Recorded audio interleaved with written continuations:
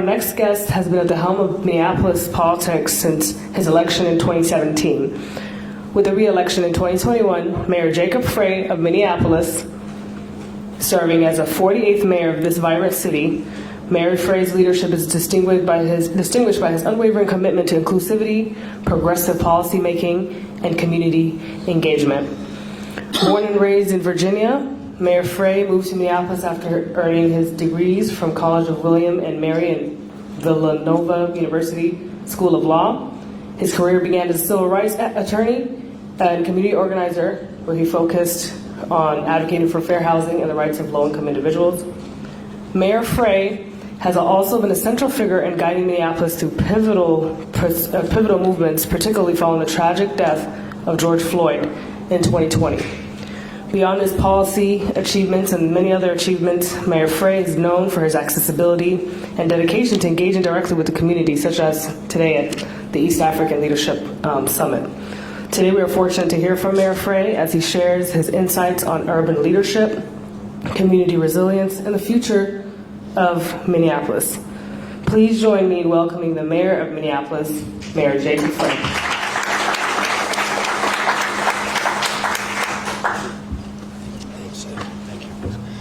Assalamu alaikum.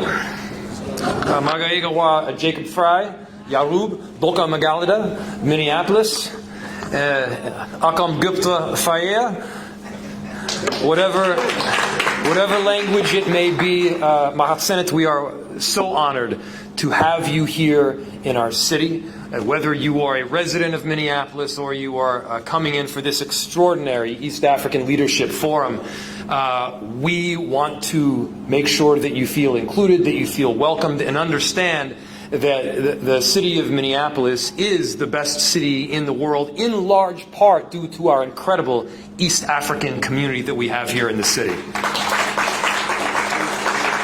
So, as was just mentioned, and thank you for the kind introduction, I didn't grow up here. I grew up in Northern Virginia. And for those of you that know, there are many large communities of East African community members throughout our country, but two of the largest, and specifically Somalia and Oromia and Ethiopia. Two of the largest are in Northern Virginia and Minneapolis. And so as I was growing up, I had incredible Somali friends.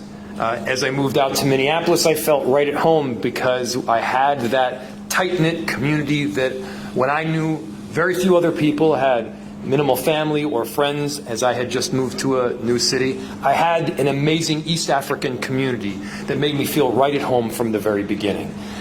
And, I think back, and some of the most important lessons that I've ever learned in my life came directly from the East African diaspora in the United States.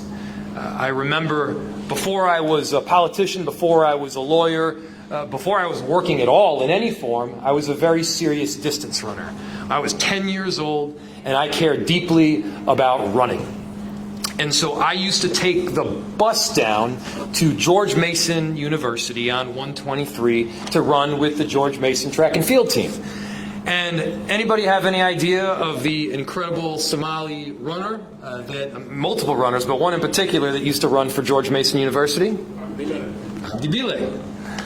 Abdi Bile was not only a kind of neighbor of mine, not only was he the then world champion at the 1,500 meters, but he became almost a mentor, not in the sense that I actually knew him well, because I didn't.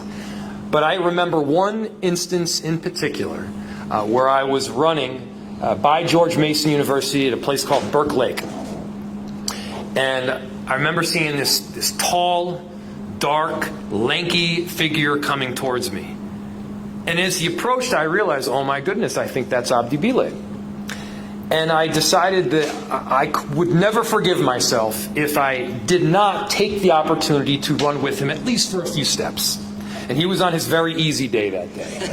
And so I turned around, I started to run with him, I introduced myself, and he said to me, he noted that I was running a little bit too fast. You know, I was so excited I was what's called one-stepping him, which is very rude in the distance running world. You're supposed to run beside someone, not half a step in front of them. And so he put his seemingly large hand on my shoulder, and my shoulder was down here at the time, and he said, "Jacob, it is not important how fast you go, it is only important that you go with purpose." And I thought that this was some monumental, epic thing to say, and I thought it was some famous Somali proverb. Now, this is just the way that Abdi Bile talks all the time. That's just who he is. And so now fast forward like 25 years, he certainly didn't remember who I was, but I always remembered him. I get a call from him. And he was approaching me not because of our interaction 25 years prior, but because I was the mayor of Minneapolis. And he saw an opportunity to create youth programs for runners and endurance sports out here in the city. And so I had the opportunity to go for a run with him in the beautiful city that I represent and talk about fostering care and the right mentality for young people, not just in the immediacy, but 5 and 15 and 20 years down the line. And so this was this beautiful full circle moment for me. And, you know, we got to talk and we got to have the most extraordinary banter that you've ever heard. And that banter led to a long-term friendship. And so this is just one example of many. But what I know is that our East African community here in Minneapolis is extraordinarily innovative. They're hardworking. They're entrepreneurial. Some of the best ideas that I have had as mayor are not my ideas at all. They have come from our East African community. That's right. And what I appreciate is this tenacity, this resilience, this grit that I have seen in our East African community, where they get up every single day and they pursue an endeavor. They run both literally and figuratively with passion, and they don't quit until they ultimately get to the goal in mind. And I have seen this again and again. I have seen our East African community rise in politics, rise in business and medicine, rise not because they were given a hand up, but rise based on the incredible work ethic that they have. And so when we talk about not just improving relations, but improving our economy, you got to be talking about the East African community. When you talk about exporting the amazing products that we have here in Minnesota, you have to be talking about the East African community. When you talk about the new entrepreneurs, by the way, many of them East African women, we have to be talking about our East African community.